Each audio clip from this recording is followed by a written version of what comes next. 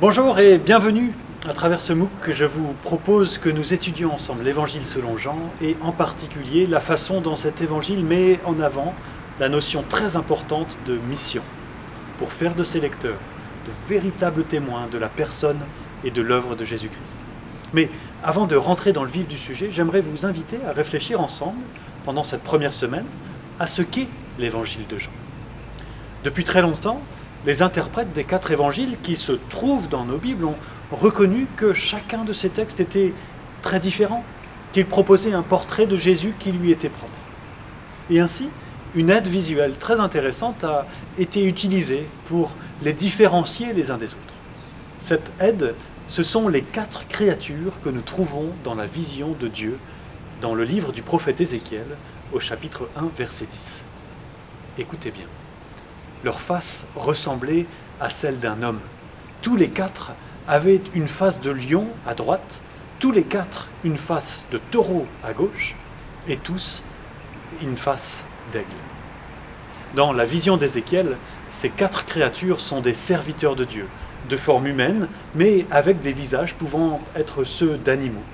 Et la tradition rabbinique juive propose que chaque créature a été choisie pour sa dignité.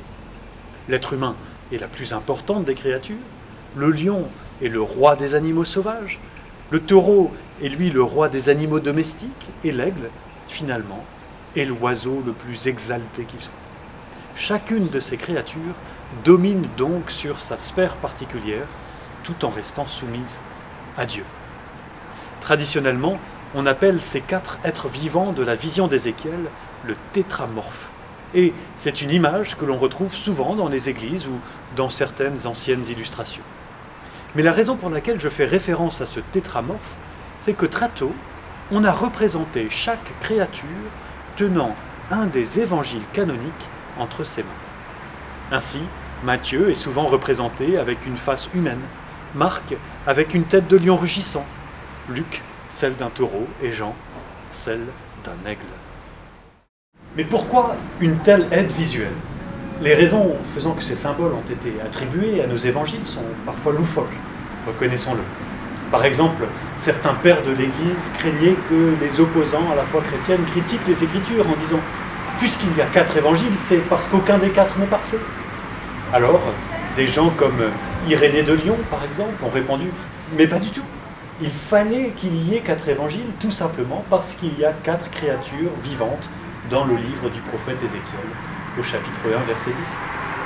Ce raisonnement peut faire sourire, tant il nous paraît aujourd'hui étrange, mais voilà, c'est parfois comme cela qu'on raisonnait et qu'on argumentait à l'époque. Et aussi surprenant que cela puisse paraître, parfois, ça marche. En tout cas, ce qui est certain, c'est que ces symboles, ce tétramorphe, avaient une fonction pédagogique très importante dans l'Église ancienne.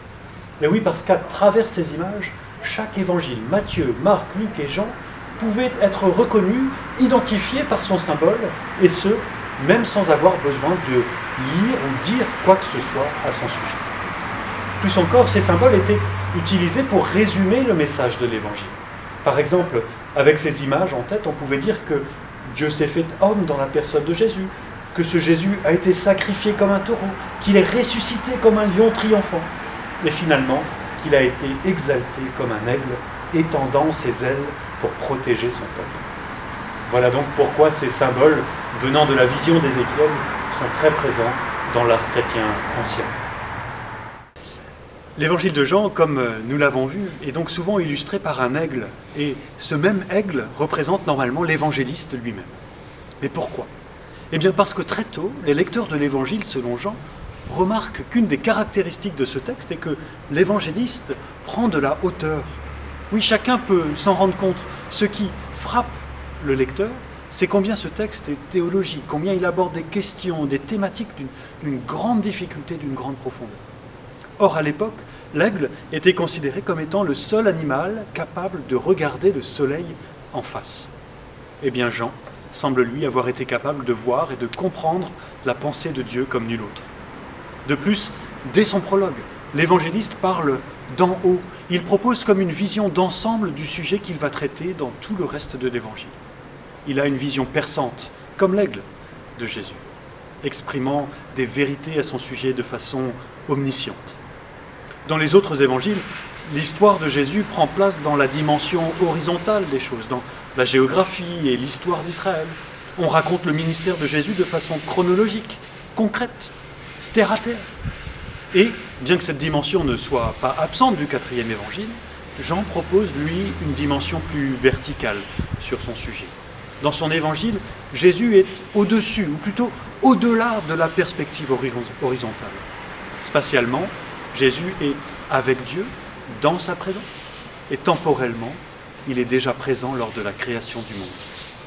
Alors, c'est peut-être pour cela que Clément d'Alexandrie, écrivant au IIe siècle, a dit que l'évangile de Jean était un évangile spirituel. Il a écrit « Quant à Jean, le dernier, voyant que les faits matériels avaient été exposés dans les évangiles, poussé par ses disciples et divinement inspiré par l'Esprit, il composa un évangile spirituel. » Alors, bien sûr, comme le dit très bien Proverbe 30, verset 19, la trace de l'aigle dans le ciel est étonnante et elle nous dépasse.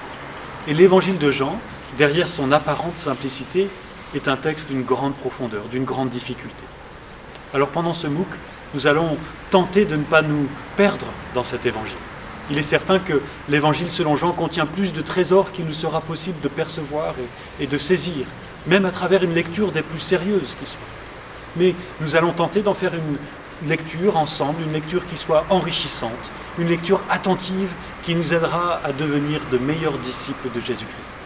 Et plus précisément, de meilleurs témoins de Jésus-Christ et de son œuvre.